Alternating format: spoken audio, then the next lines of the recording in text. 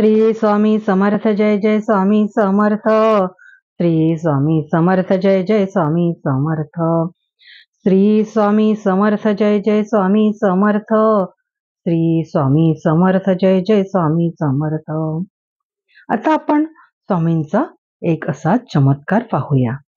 स्वामी समर्थ राजवाड्यात मुक्कामाला असताना पुराणिक नावाचे एक ग्रस्त स्वामींना भेटायला म्हणून आले आणि त्यावेळेला स्वामी गादीवर झोपले होते.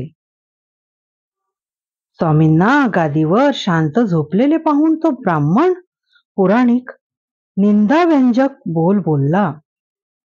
स्वामींची त्याने निंदा केली, कारण त्याला वाटले की स्वामी संन्यासी आहेत, त्यांना झोपायला गादी कशाला हवी, असा त्या ब्राह्मणाने सेवकांकडे प्रश्न केला.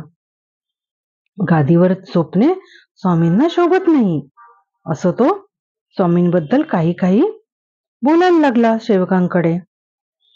आणि स्वामीने हे सारं ऐकलं आणि स्वामी तर अंतर्ज्ञानी आहेतच, त्यामुळे त्यांनी तर सगळं ओळखलंच त्याच्या मनातलं.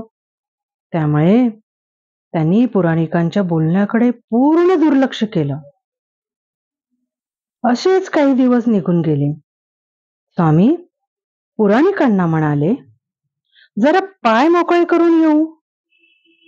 कारण स्वामींच्या मनात ते त्यांनी निंदा केलेली होतीच, त्यामुळे त्याला कसं ना कसं तरी अद्दल घडवायचीच होती, स्वामींना दाखवून द्यायचं होतं सगळं काही. त्यामुळे स्वामी त्यांना पुराणिकांना म्हणाले की आपण जरा पाय मोकळे करून येऊया. पुराणिक स्वामींबरोबर निघाले आणि जवळच एक डोंगर होता. चालत चालत चालत स्वामींच्या पाठोपाठ पुराणिक पण निघाले आणि स्वामी तेवढ्यातच डोंगरावरती चढू लागले. आणि डोंगरावरती चढता चढता संध्याकाळ झाली होती, संध्याकाळची वेळ झाली होती. डोंगरावरून चढून मागे परत यायचे तर रात्र होणार, आता रात्रच झाली असती. म्हणून ते पुराणिक बुवा स्वामींना म्हणू लागले, आता रात्र पडेल, आपण डोंगरावर आत्ता न जाता उद्या सकाळी वाटले तर तेथे परत येऊ. स्वामींनी पुराणिकांच्या बोलण्याकडे अजिबात लक्ष दिले नाही. ते डोंगराच्या दिशेने चालतच राहिले. पुराणिक बुवा मोठ्या नाखुशीने स्वामींच्या मागोमाग गेले, कारण का त्यांना आता परत पण यायला होईना स्वामींना सोडून. आणि बघता बघता रात्र झाली आणि बेसुमार थंडी पडली. पुराणिक बुवा थंडीने कुडकुडू लागले. उघडे बंब स्वामी एका दगडावर आडवे झाले, म्हणजे एका दगडावरतीच स्वामी असे आडवे पडले.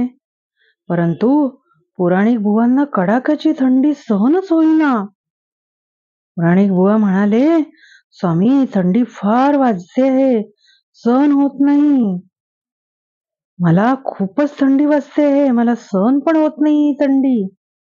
तेव्हा स्वामी म्हणाले, मऊ मऊ गादीवर झोपायची तुम्हाला सवय आहे का?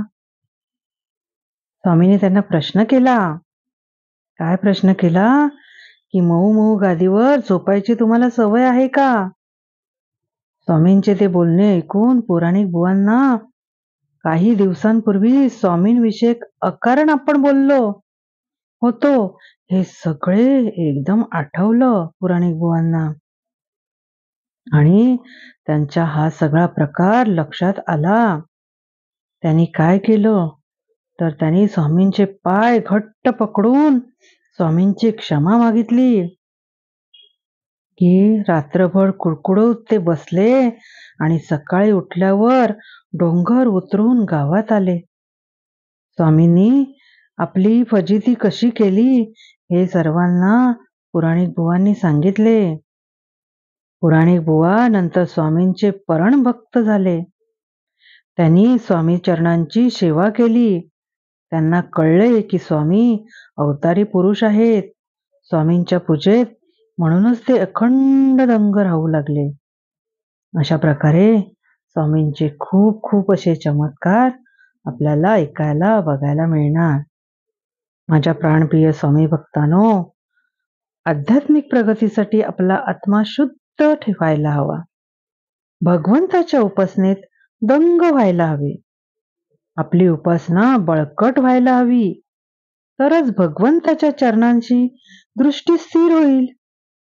मनात कुठलाही उद्देश न बाळगता नामस्मरण केले तर भगवंताची बासरी ऐकू आल्याशिवाय राहणार नाही. त्यासाठी एकच करावे, आपण भगवंताचे होऊन राहावे. त्याला खरे तर पर्याय नाही.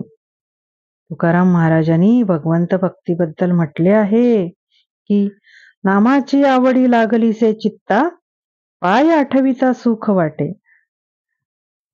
एकदा का नामाची आवड लागली, चित्तात फक्त नाम घंटांचा आवाज घुमू लागला की केवळ भगवंत अस्तित्वाची चाहूल लागते. त्यामुळे सुखाची चव कळते. ती कायम टिकणे मात्र आवश्यक आहे.